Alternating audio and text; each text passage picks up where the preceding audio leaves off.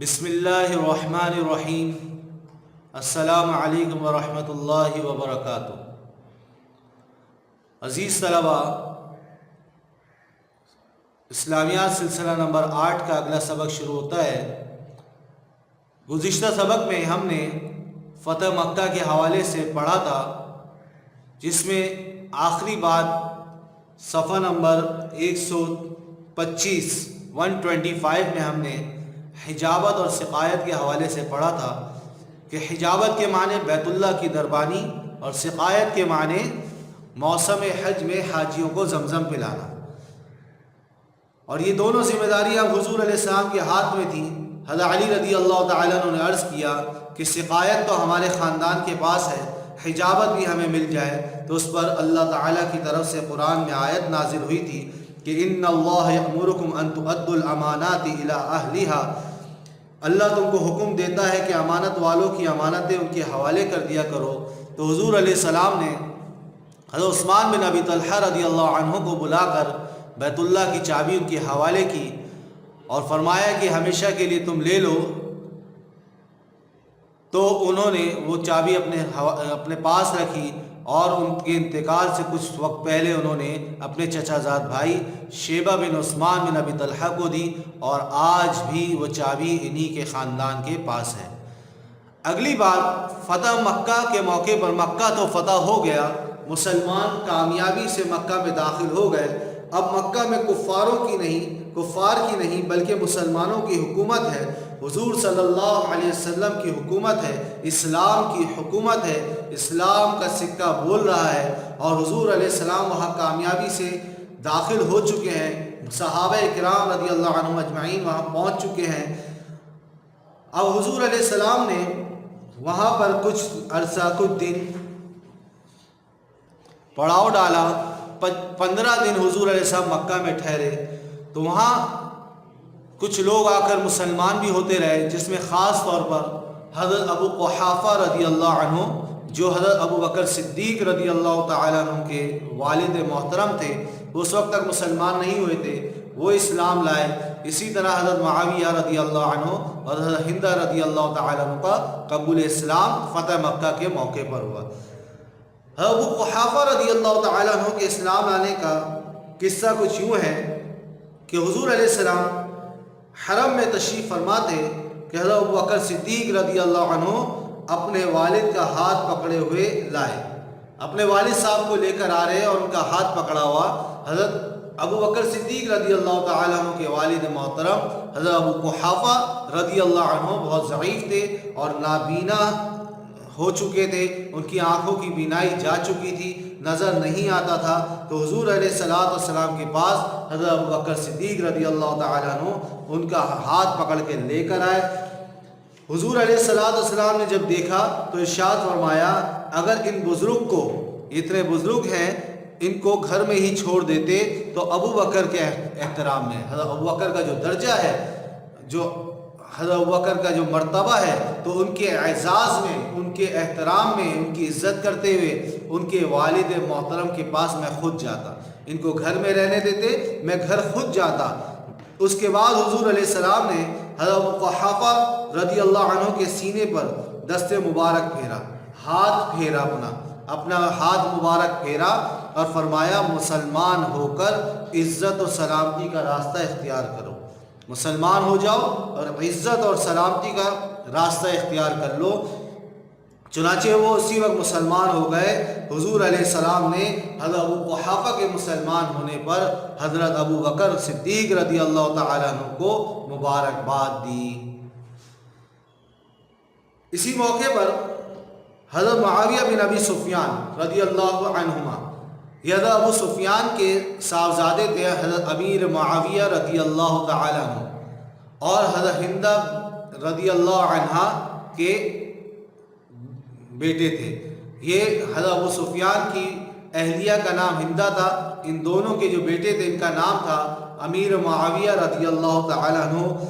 آپ نے پڑھ لیا ابو سفیان رضی اللہ تعالیٰ عنہ فتح مکہ کے موقع پر ہی جب حضور علیہ السلام مکہ داخل نہیں ہوئے تھے، اس سے پہلے مقام مر الزہران میں حضور علیہ السلام سے ملاقات ہوئی اور وہیں مسلمان ہو گئے تھے۔ ان کے چند دن کے بعد حضرت امیر معاویہ رضی اللہ تعالیٰ عنہ بھی مسلمان ہو گئے، لیکن بعض روایت میں لکھا ہے کہ حضرت امیر معاویہ رضی اللہ تعالیٰ عنہ صلح حدیبیہ کے موقع پر 6 ہجری میں صلح حدیبیہ کے موقع پر ہی مسلمان ہو گئے تھے، لیکن اپنے اسلام کو ظاہر نہیں کیا تھا۔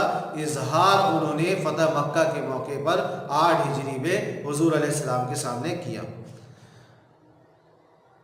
اسی موقع پر حضرت ابو سفیان رضی اللہ عنہ کی اہلیہ اور حضرت امیر معاویہ رضی اللہ تعالیٰ عنہ کی والدہ محترمہ حضرت ہندہ بن عتبہ رضی اللہ عنہا مسلمان ہوئی، اور حضور علیہ السلام نے ان کے مسلمان ہونے پر بہت خوشی کا اظہار کیا۔ حضور علیہ السلام کو بہت خوشی ہوئی۔ اب حضور صلی اللہ علیہ وسلم مکہ مکرمہ میں موجود ہیں۔ 15 دن حضور علیہ السلام نے مکہ میں قیام فرمایا، اور خانہ کعبہ میں جتنے بت رکھے ہوئے تھے آپ نے سن لیا، 360 بت تھے، اور اس کے آس پاس جو بت تھے ان سب کو حضور علیہ السلام نے منہدم کیا، گرا دیا، ختم کیا۔ اور جو کفار مکہ، جو مشرکین مکہ نے گھروں میں بت رکھے تھے، اب وہ مسلمان ہوتے جا رہے ہیں، تو حضور علیہ السلام نے فرمایا جو شخص اللہ اور یوم آخرت پر ایمان رکھتا ہے وہ اپنے گھر میں کوئی بت نہ چھوڑے۔ جو بھی اللہ پر ایمان رکھتا ہے اور آخرت پر ایمان رکھتا ہے کہ مرنے کے بعد دوبارہ زندہ ہونا ہے، اللہ کے سامنے حاضر ہونا ہے، تو وہ اپنے گھر میں کوئی بھی بت نہ چھوڑے، سارے بت نکال کر پھینک دے۔ جب مکہ سے بتوں کا خاتمہ ہو گیا اور مکہ مکرمہ بتوں سے پاک ہو گیا اور سب نے گھروں سے بھی بت نکال دیے، تو حضور علیہ السلام نے ارادہ کیا کہ اب مکہ کے ارد گرد جو علاقے ہیں وہاں جو بت رکھے ہوئے ہیں ان کو منہدم کیا جائے۔ اس لیے حضور علیہ السلام نے چھوٹی چھوٹی جماعتیں بنائیں اور ان کو ان بتوں کو منہدم کرنے کے لیے روانہ فرمایا۔ یہ 8 ہجری فتح مکہ کا موقع ہے، اس میں حضور علیہ السلام جماعتیں بھیجتے ہیں، اور یہ کون سی جماعت کون سے صحابہ کی جمعیت سے سرداری میں کہاں گئی وہ آپ کی کتاب میں موجود ہے صفحہ 126 میں، اور آپ کے سامنے میں ذکر بھی کرتا ہوں کہ 25 رمضان المبارک 8 ہجری کو حضرت خالد بن ولید رضی اللہ تعالیٰ عنہ کے ساتھ حضور صلی اللہ علیہ وسلم نے 30 سواروں کو روانہ فرمایا، 30 افراد کو حضرت خالد بن ولید رضی اللہ عنہ کے ساتھ روانہ فرمایا، اور یہ لشکر مقام نخلہ کی طرف گیا۔ ایک علاقہ تھا جس کا نام نخلہ تھا، اس مقام کی طرف گیا، اور وہاں پر ایک بت تھا جس کا نام عزا تھا۔ اس بت کو منہدم کرنے کے لیے یہ لشکر روانہ ہوا حضرت خالد بن ولید رضی اللہ تعالیٰ عنہ کی سپہ سالاری میں، اور 30 افراد کا یہ لشکر تھا۔ اور ایک لشکر حضور علیہ السلام نے حضرت عمرو بن عاص رضی اللہ تعالیٰ عنہ، عمرو بن العاص رضی اللہ تعالیٰ عنہ کے ساتھ روانہ کیا۔ یہ ایک بت کو منہدم کرنے بھیجا جس بت کا نام تھا سواع، اس بت کا نام تھا سواع۔ یہ مکہ سے کوئی 3 میل کے فاصلے پر تھا۔ اس کو منہدم کرنے کے لیے حضور علیہ السلام نے حضرت عمرو بن عاص رضی اللہ تعالیٰ عنہ کو ایک چھوٹی جماعت کے ساتھ روانہ فرمایا۔ 26 رمضان المبارک کو حضرت سعد بن زید اشہلی رضی اللہ عنہ، سعد بن زید اشہلی رضی اللہ تعالیٰ عنہ کو مقام مشلل کی طرف بھیجا۔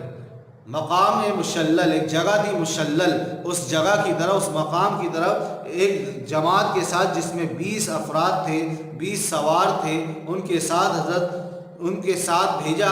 حضرت سعد بن زید اشہلی رضی اللہ تعالیٰ عنہ اس کے سپہ سالار تھے، ان کو جو بھیجا مقام مشلل کی طرف، وہ منات نامی بت کو منہدم کرنے، منات نامی بت کو منہدم کرنے کے لیے روانہ کیا۔ غرض یہ کہ مکہ مکرمہ اور ان کے اطراف شرک کی نجاست اور نحوست سے پاک ہو گئے۔ تمام صحابہ کے جو لشکر گئے، جو جماعتیں گئیں، وہ کامیاب ہو کر واپس لوٹیں، اور ہر جگہ جو ہے وہ بتوں سے پاک ہو گئی، شرک کی نجاست سے پاک ہو گئی، اور سب جگہ توحید کی بات چلنے لگی، اور یوں فتح مکہ کی تکمیل ہو گئی۔ جب فتح مکہ کی تکمیل ہوئی اور ہر جگہ سے شرک ختم ہوا، بت پرستی ختم ہوئی اور بتوں کا اختتام ہو گیا، خاتمہ ہو گیا، تو شیطان ابلیس یہ رونے لگا، چیخیں مار مار کے رونے لگا۔ جب اس کی اولاد، اس کی ذریت اس کے ارد گرد جمع ہو گئی اور پوچھا کہ کیا مسئلہ ہے، آپ کیوں رو رہے ہو؟ تو ابلیس نے کہا آج کے بعد عرب میں شرک داخل کرنے سے ہاتھ دھو لو، اب عرب میں شرک نہیں آ سکتا، محمد صلی اللہ علیہ وسلم نے شرک ختم کر دیا، اب یہاں شرک نہیں آ سکتا۔ ہاں، ان لوگوں میں نوحہ یعنی میت پر رونا پیٹنا پھیلاؤ، میت پر رونا پیٹنا، ماتم کرنا، اپنے جسم کو پیٹنا اور اپنے کپڑے پھاڑنا، اس طرح کی جو چیزیں ہوتی ہیں نوحہ جو کہلاتا ہے، یہ پھیلا دو۔ اور انہوں نے یہی کیا، شیطان نے اور اس کی ذریت نے، اور آج عرب میں نوحہ تو ہے، ماتم تو ہے اور میت پر رونا پیٹنا تو ہے، لیکن شرک ختم ہو گیا۔ عزیز طلبہ، یہ فتح مکہ کی تکمیل ہوئی اور فتح مکہ حضور علیہ السلام نے کامیابی کے ساتھ پورا کیا اور مکہ فتح ہوا۔